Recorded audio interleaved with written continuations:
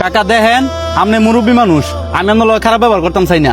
আপনি একটা কিস্তি নিছেন, ওই কিস্তি দিয়ে শেষ করছেন না, আবার আরেকটা কিস্তি নিছেন। যে কোনো একটা কিস্তি দিয়ে তো শেষ করবেন, আমার তো অফিসে জবাব দিয়ে করুন লাগে। আমার আর কয়েকটা দিন সময় দাও, আমি কিস্তির টিয়া দিয়া দিব। আমার শরীরটা বেশি ভালো না তো, এর লাগিয়ে কাম কাজ করতে পারতাছি না। আপনার শরীর খারাপ না কি খারাপ এটা আমার দেওয়ার বিষয় না। আমি আরেকজনের কাজ করি, আমার কাজ হচ্ছে কিস্তি নেওয়া। আপনি চুরি করে দিবেন না ডাইতি করে দিবেন এটা আপনার বিষয়। বাবা তোমার দুইটা পাও ধরি, আমার আর কয়টা দিন টাইম দাও। আমার ফাও ধরে লাভ নাই, আমি আপনার 1 সপ্তাহ সময় দিলাম, এই 1 সপ্তাহের ভিতরে আমার কিস্তিটা শোধ করবেন। আব্বা দাঁড়াও। তুই কি এনো দাঁড়ায় দাঁড়ায় সবকিছু শুনছস?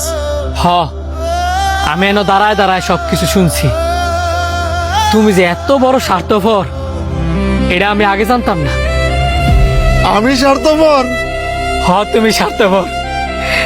তোমার এত বড় একটা রোগ হয়েছে, তুমি কাউরে জানাইছো না। তোমার এত বড় একটা রোগ হয়েছে, তুমি তোমার নিজে চিকিৎসা না করায়া তুমি আমার আইফোন কিনে দিছ। তাহলে তুমি কি স্বার্থপর না? তুমি গেলে তোমার চিন্তাটাই করলা। এই যে তোমার এত বড় একটা রোগ হয়েছে, তোমার যদি কোনো কিছু হয়ে জায়গা, তাহলে আমগর কি গো? আমরা তো এতিম হয়ে যাবো গা। তাহলে তুমি কও, তুমি কি স্বার্থপর না? আমি অনেক বড় ভুল করে লেছি আব্বা।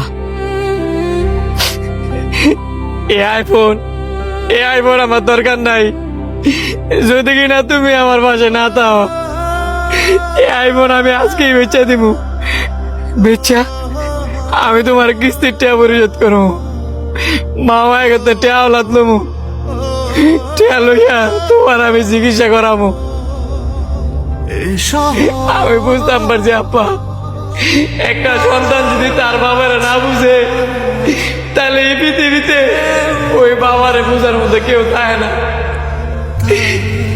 আব্বা তুমি আমার মাফ করে দাও আব্বা।